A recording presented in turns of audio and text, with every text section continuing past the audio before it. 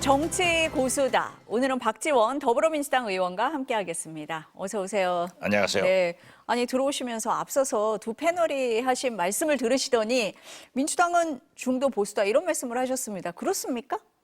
저는 김대중 네. 대통령을 엄격하게 보면은 중도 보수다. 그러나 DJ는 늘 중도 개혁을 표방했습니다. 우리나라 뭐 좌파 우파 진보 보수 하는데요. 똑같아요. 단 대북 정책, 노동, 복지 여기에서 진보인가 보수인가가 구분되는데 저는 우리나라 정치 발전을 위해서도 이재명 대표는 우클릭을 하고 국민의힘 대권 후보가 나서면 좌클릭을 해서 중도에서 만나야 된다. 이런 얘기를 하는데 특히 이재명 대표는 우클릭도 하고 있지만은 밑으로 클릭, 아래로 클릭도 하고 있다. 즉 서민, 빈민계층, 소외계층들을 보듬고 있는 그런 방법이기 때문에 저는 요즘 잘하고 있다. DJ의 길을 가고 있다. 이렇게 평가합니다. 국민의힘에서는 조기 대선을 염두에 두고 실용주의를 내세우는 거 아니냐, 우클릭하는 거 아니냐라고 비판을 하고 있는데 지금 의원님은 그게 아니다라는 말씀이신 겁니까? 그렇죠. 잘하고 있다. 네. 왜냐하면은 지금 현재 이재명 대표는 조기 대선 얘기를 하지 않아요. 국민의힘 사람들이 윤석열을 내란은 아니고 계엄은 잘못했다. 이게 말이 돼요? 떡이나 찰떡이나 똑같은 떡이에요. 내란과 계엄의 차이를 이렇게 혼돈하면서 자꾸 조기 대선으로 안 간다고 하면서 낮에는 반대, 탄핵 반대, 저녁에는 조기 대선 그런 행동을 보이고 민주당과 이재명 대표는 최대의 개혁은 윤석열 탄핵이다. 여기에 포커스를 맞춰가지고 있기 때문에 누가 거짓말하는가는 국민이 알아요. 지금 윤석열 대통령 탄핵 심판 말씀을 하셨으니까요. 어제 구차 변론이 있었는데 윤 대통령이 나오기는 나왔는데 바로 구치소로 돌아갔다는 거예요. 뭐 대통령이 직접 의견을 발표할 필요는 없을 것 같다. 대리인단이 알아서 해라. 이게 이제 기자들에게 설명한 건데 어떻게 보십니까? 그거야. 어제는 네. 증인이 안 나오고 예. 변론만 하게 돼 있잖아요. 변호사님들이. 네. 그걸 뻔히 알면서 구치소에 계시니까 좀 답답해서 드라이브 나왔는지 식사로 나왔는지는 모르겠어요. 그렇지만은 그 내용을 듣고 거부하고 들어가 버리는 것.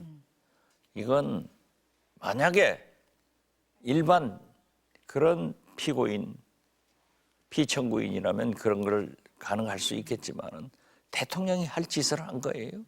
웃기는 거 아니에요? 자기 나오고 싶으면 나오고 들어가고 싶으면 들어가는? 그건 웃기는 거죠.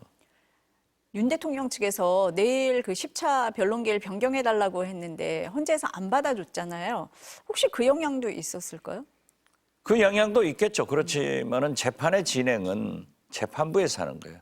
헌재의 진행은 헌법재판관이 하기 때문에 피청구인, 피고인은 따라야죠. 자기도 법조인 아니에요. 그리고 내일 청구 연기해달라고 하는 것은 자기가 재판 기일, 첫 기일이기 때문에 네. 피고인이 나갈 필요가 없어요. 그리고 그건 오전이란 말이에요. 10시란 말이에요. 헌법재판소는 2시인데 좋다. 그러면 3시에 하자. 좀 기분이 나쁘겠죠. 마음대로 하고 재판부 마음대로 하려면은 계엄을 안 했어야죠. 아, 그런 겁니까? 그렇죠. 아니, 이렇게 되면은 이제 최종 변론이 뭐 내일이나 그 다음 주 화요일 정도 이렇게 될 것 같습니다. 그럼 뭐 의원님 보시기에는 뭐 3월 초중순에는 결론이 날 거다. 이렇게 보십니까? 어떠세요? 네, 저도 이제 네. 맨 처음에는 2월 28일 금요일 날 특별기일을 잡아서 선고할 것이다라고 했는데 헌법재판소에서 2번 변론기일을 더 잡았기 때문에 저는 3월 11일 하지 않을까 이렇게 예측합니다. 결과는 인용으로 보십니까? 당연하죠. 헌법재판소는 네. 형사재판이 아니에요. 그런데 윤석열 대통령은 형사 재판을 준비하면서 헌법재판소에서 이러한 사실을 형사 재판에 이용할 수 있도록 재판하고 있는데 헌법재판소는 헌법을 파괴했느냐, 헌법을 얼마나 일탈해서 위반했느냐 이걸 보거든요. 그렇기 때문에 이미 증거라고 하는 것은 계엄군이 계엄법에도 들어갈 수 없는 국회에 유리창 깨고 들어간 것, 계엄군이 헌법재판소에 침범한 것, 그리고 그 후일이지만은 그러한 인사들이 서부지법을 침공했고 또 재판장을 잡으러 다닌 것, 이것만 보더라도 그 동영상들이 다 있잖아요. 증거가 차고도 넘어요. 그렇기 때문에 저는 인용된다. 100% 파면이다. 8대 0으로 된다. 그렇게 봐요. 8대 0으로 인용이 네. 될 거다 이렇게 보시는 거네요. 어제 그 탄핵 심판에서 보면은 윤석열 대통령 측 변호인단이 가방을 싸서 나가는 모습도 보였습니다. 그 이유가 그 피의자들 신문 조서를 왜 증거로 채택했느냐 이거에 대한 항의를 헌재가 받아들여주지 않아서 그렇다 이렇게 얘기를 했어요. 그리고 헌재가 왜 이렇게 재판을 서두르냐, 졸속 재판이다. 이렇게 되면 결과가 나와도 보수 지지층에서 받아들일 수 있겠느냐라고 주장을 합니다. 이 주장 어떻습니까? 그것은 자기들이 뭐 제가 방금 전에 얘기했듯이 헌법재판소 재판을 하는 게 아니라 형사재판을 준비하고 있기 때문에 청구인 측, 즉 국회에서도 그러한 자료를 제출한 것으로 알아요. 재판 진행하면 됐지. 보따리 싸가지고 대통령은 왔다가 나 안 들어가 하고 가버리고 변호인들은 짐 싸서 나가버리는데 이것은 이미 남은 윤석열 대통령이 하야를 생각하고 그 수순을 밟아가는 과정이 아닌가 저는 그렇게 받아들였습니다. 그럼 의원님은 지금 그 윤 대통령 측 변호인단이 중대결심이란 얘기를 하면서 그게 뭘까? 대리인단이 총사퇴하는 거냐? 아니면 하야 자진 사퇴냐라는 얘기가 좀 돌고 있는데 의원님은 그 하야설에 지금 무게를 두시는 거예요? 저는 그렇게 봐요. 변호인들이 총사퇴하는 것도 하야의 구실을 만들기 위해서 그렇게 하고 있다. 저는 그렇게 봅니다. 법적으로는 가능합니까? 불가능하죠. 소추돼 있고 기소가 되면은 모든 공직자는 그 직에서 물러날 수가 없어요. 그 결과를 봐야지. 그렇지만 윤석열 대통령은 지금 헌법재판소에 가득 불만을 소위 헌재 재판소장 직무대행도 집으로 찾아가서 공격하잖아요. 이러한 구실을 만들어서 내가 헌법재판소에서 파면당하는 것보다는 내 스스로 나가겠다. 그리고 형사재판에 최대의 노력을 하겠다. 이런 각오인 것 같은데 어떻게 됐든 저는 소추가 됐기 때문에 법적으로 불가능하지만은 윤석열 대통령은 명분을 쌓기 위해서 하야의 길로, 즉 이승만의 길로 가고 있다. 박근혜의 길이 아니다. 그렇게 저는 생각합니다. 그런데 그 윤 대통령 측 변호인단에서는 뭐 하야 자진 사퇴는 전혀 검토한 바 없다 이런 입장을 밝히기는 했어요. 그런데 이 하야 얘기가 오히려 여권 내에서 나오는 거 아니냐라고 해석을 하시는 분들이 많았는데 의원님은 조금 다르게 보시는 것 같습니다. 지금. 아니 지금 현재 네. 군부를 떼고 있다 이거죠. 군부를 장작불을 뗀다. 대니까 연기가 모락모락 나는데 변호인들의 말을 액면 그대로 받아들일 필요 없어요. 그분들은 전략도 작전도 하고 있기 때문에 그렇지만은 제가 받는 정치권에서의 해석은 윤석열 대통령이 이승만의 길, 하야의 길로 가서 헌재를 무력화, 소위 불복하는 그런 구실을 축적해 나가고 있다. 이렇게 해석합니다. 제 해석이 틀릴 수도 있으니까. 그런 여러 측면을 지금 다각도로 그렇죠. 보고 계신 거네요. 예. 네, 그렇게 할 수도 있다. 네네. 지금 헌재에서 하고 있는 게 뭐 졸속 심판이다 이렇게 계속 공격을 하고 있는 그 이면에는 이런 해석을 덧붙일 수도 있다 이런 말씀이시네요. 그러니까 윤석열 네. 대통령이 지금 재판하면서 그 변호인 측들을 또 보면은 내란이 아니라는 건 네. 아니에요. 지금 권영세 대표 등 권성동, 나경원, 윤상현 이 찐윤 윤석열 파들은 내란은 아니고 계엄은 나쁘다. 이거 똑같은 소리 아니에요? 내란이나 계엄이나 찰떡이나 떡이나 똑같은 떡이에요.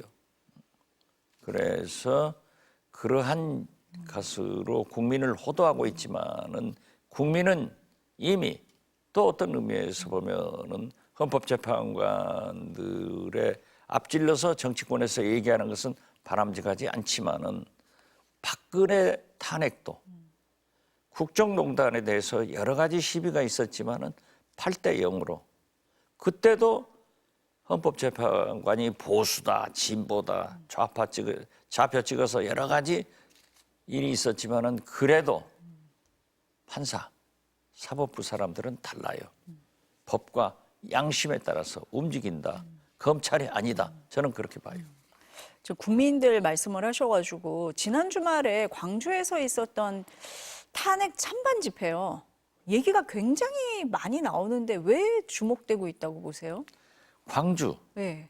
5.18 민주화 성지, 광주 학생 독립운동 그런 역사가 있는 그곳에서 어떻게 내란 수괴의 탄핵을 반대하는 집회가 열릴 수 있느냐 하는 것에 대해서 우리 국민들이 광주 시민들이 심오하게 생각했잖아요.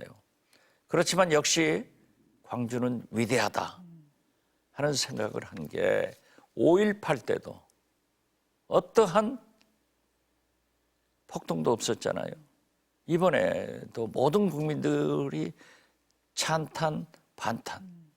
그것도 광주에서 하기 때문에 충돌이 날 것이다 라고 했지만 안 났어요. 역시 광주 시민들은 수준 높은 민주 시민이다를 입증했단 말이에요. 더 위대한 것은 민주당이 동원했다. 제가 해남에 있었어요. 해남에서 광주를 가려면 1시간 거리입니다. 그러니까 얼마든지 집회에 동원하면은 해남에서도 500명 올라와라 하면은 다 올라가요. 아무 소리 없어서. 우리는 해남완도 진도에서 지구당 행사를 했는데 전국의 버스 그 표시판을 전부 확인을 해보니까 개신교, 기독교 신자들이 전국에서 뭐 대구에서 구미에서 경기도에서 다 동원해가지고 온 게 그 버스를 일일이 표시한 걸 보니까는 파악된 게 63대더라고요. 그런데 그분들이 와서 외인 부대들이 와서 탄핵 반대를 외쳤지만은 광주 시민들이 별로 관심을 두지 않고 방관했다가 10,000명이 모였다 하니까는 우르르 쏟아져 나와가지고 20,000명 딱 배가 나와서 탄핵 반대 집회를 하고 여기에서 불상사가 나지 않은 것은 얼마나 광주 시민이 위대하고 동원되지 않은 이쪽은 동원된 외인 부대, 개신교 신자들 광주 시민들은 자발적으로 나와서 딱 배가 나와서 의사표시를 하겠느냐 이건 위대한 광주 시민의 자랑이라고 생각합니다. 그래서 주목받을 수밖에 없었다. 그렇죠. 이렇게 보시는 거네요. 그 뭐 대구에서나 네. 부산에서나 이번 주에 대전에서 안 되죠. 엊그제 저하고 잘 아는 분이 국민의힘 누구라고 하면은 알만한 그 찐윤 전화가 오더래요. 같이 얘기하는데 여기에서 몇 명 갑니다. 저렇게 갑니다. 그렇게 모이면 다 모여요. 동원하면은. 찬성 집회, 반대 집회 성격이 다르다라고 그렇죠. 지금 말씀을 네. 하시는 거네요. 그 헌재 심판에 지금 주요 증인이 홍장원 전 국정원 1차장인데 지금 윤석열 대통령 측에서는 홍 전 차장 개인을 좀 흔들려고 하는 게 있는 것 같아요. 야당 인사에게 인사청탁했다라는 얘기를 하면서 의원님 이름이 나왔습니다. 이 얘기는 그래. 왜 나오는 겁니까? 그건 제가 물었어요. 홍장원 1차장을 제가 국정원장 할 때 같이 근무하지 않고 일면식도 없었어요. 그런데 홍장원 1차장이 국정원 주영 공사로 있을 때 함께 근무한 대사가 국정원 고위 간부를 한 또 김대중 대통령 정부에서 함께 일한 제가 형님 하시는 분이에요. 그분이 저한테 국정원의 여러 가지 개혁 문제에 대해서 얘기해 준다고 7번을 만나자고 그러더라고요. 그래서 그게 7차례인 거예요? 네, 7차례 만나가지고 홍장원 1차장 이력서를 주면서 유능하니까 좀 다시 채용해 써라. 제가 마지막에 안 합니다 하고 거절했어요.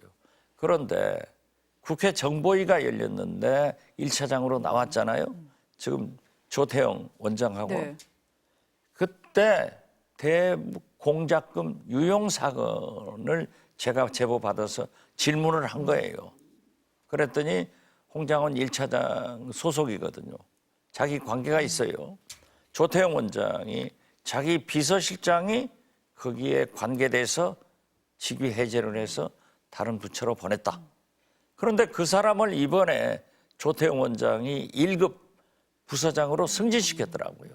이것도 잘못한 사람을 승진시킨 거예요. 그리고 홍장원 1차장한테 제가 기를 죽이려고 당신 말이야 6번 7번 나한테 인사청탁하고 왜 그런 짓을 하느냐. 본인은 모르죠. 아는지 안 모르는지 모르지만 저는 자기는 안 했습니다. 당신이 아니고. 그런데 조태영 원장하고 홍장원 1차장하고 지금 이해관계가 충돌하자고 있잖아요. 그걸 조태영 원장이 교묘하게 홍장원 흠집을 내기 위해서 활용을 했다. 저는 그렇게 보고 홍장원 1차장이 거짓말할 이유는 하나도 없다. 그리고 조태영 국정원장의 거짓말은 100가지도 넘는다. 저는 그렇게 생각합니다. 인사청탁을 했다는 배경은 거기서 나오는 거군요. 네. 근데 윤석열 대통령 변호인단이 의원님을 고발을 했네요. 보니까 김건희 여사 지시로 12.3 비상계엄이 선포된 것이라고 주장을 한 데 대해서 고발을 했습니다. 3가지 사유로 고발하겠다고 했는데요. 저는 윤석열 대통령이 헌법재판소에서 탄핵이 확실하게 예측되고 형사재판에서 내란 우두머리로 사형 혹은 무기징역이 선고될 것은 불을 보듯 화나고 여기에 더 재미있는 것은 창원지검에서 지금까지 서류를 꽉 잡고 수사하는 척하다가 중앙지검으로 보냈어요. 중앙지검으로 보냈다고 하는 이유는 세상이 바뀌고 있다는 것을 증명하고 있기 때문에 중앙지검에서는 황금폰도 명태균 중요하지만은 윤석열, 김건희의 다이아몬드 폰도 압수해가지고 포렌식 해야 돼요. 그리고 서울중앙지검에서 제대로 수사를 한다. 또 국민들의 추락된 검찰 신뢰를 확보하기 위해서는 제1호로 김건희 여사를 포토라인에 세워야 돼. 그러니까 불안하니까 어떠한 사람도 헌재 판결, 윤석열 대통령의 형사 판결, 김건희의 명태균 게이트 관련 선거 관련 등 여러 가지 문제를 입틀막 하려고 대표적으로 박지원을 딱 고발했지 않느냐. 저는 그렇게 생각하고 그 고발이 무서워서 입을 못 벌릴 박지원이 아니다. 이렇게 말씀드립니다. 고발할 테면 해라. 해야죠. 어떻게 해요? 지금 그 명태균 게이트 수사 말씀을 하셨는데 그럼 이번에는 제대로 됩니까? 이번에는 제가 늘 그러잖아요. 네. 정치는 생물이다. 네. 이건 DJ가 하신 말씀이에요. 검찰은 괴물이다. 이건 박지원이가 한 얘기예요. 생물은 정치는 국민 여론과 함께 가는 거예요. 그러나 검찰은 괴물은 권력 눈치를 보면서 조작을 하거든요. 세상이 바뀌어간다고요. 그들의 두치인 윤석열은 감옥에 갔어요. 탄핵돼요. 형사재판으로 사형이 선고될지 무기가 선고될지 둘밖에 없어요. 여기에 명태균 게이트의 모든 PC 녹취록, 황금판 여러 가지가 윤석열과 김건희의 선거 개입, 부정한 여론조사 이런 것이 나오는데 검찰이 어떻게 김건희를 포토라인에 안 세울 수 있어요? 세워야죠. 안 세우면은 특검으로 가야죠. 그럼 이번에는 지난번과 같은 황제 조사 없이 공개 조사로 갈 거다. 이렇게 보시는 거네요. 당연하죠. 그렇지 않으면 국민들이 검찰을 신뢰하겠어요? 검찰도 이번 기회에 국민과 함께 가는, 국민으로부터 신뢰받는 검찰이 되어야지 괴물, 정권 눈치 보고 윤석열 따라다니는, 김건희 꼬붕하는 이런 검찰로 가면은 나라도 망하지만은 검찰 조직 스스로도 엄청난 저항으로 앞으로 90일 후 새로운 정부가 들어서면은 검찰이 어떤 개혁을 당하겠어요. 이걸 잘 알 거예요. 검찰 수사와 현재 돌아가는 정국이 맞물려서 갈 거다. 이렇게 그렇죠. 보시는 네. 것 같습니다. 네, 오늘 말씀 여기까지 들어야 될 것 같습니다. 감사합니다. 네, 감사합니다.